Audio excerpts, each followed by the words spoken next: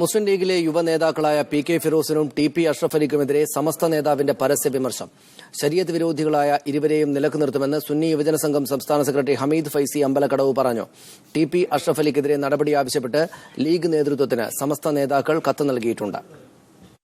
സുന്നികൾക്കെതിരായും ശരീഅത്തിന് വിരുദ്ധമായും നിലപാടെടുക്കുന്നുവെന്നാണ് PK ഫിറോസിനെതിരെയുള്ള സമസ്തയുടെ ആക്ഷേപം. കുന്നമംഗലത്ത് ഫിറോസിനെ മത്സരിപ്പിക്കാൻ party ശ്രമിച്ചപ്പോൾ സമസ്തയുടെ എതിർപ്പ് തടസ്സമാകുകയും ചെയ്തു.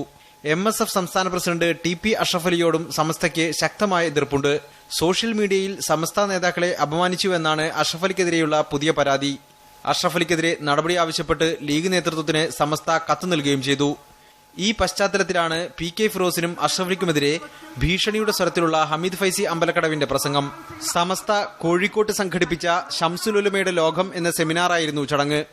ഇത്തരം അഭിനവ ശരീഅത്ത് വിരോധികളെ ഈ പ്രവർത്തനങ്ങളുമായി മുന്നോട്ട് പോകുന്ന സാഹചര്യത്തിൽ അത്തരം ആളുകളെ നിലക്ക് നിർത്തേണ്ട സമയത്ത് നിലക്ക് നിർത്താൻ സുന്നി മക്കൾക്ക് സാധിക്കുമെന്ന് ഈ ഘട്ടത്തിൽ പറയാൻ ആഗ്രഹിക്കുകയാണ്.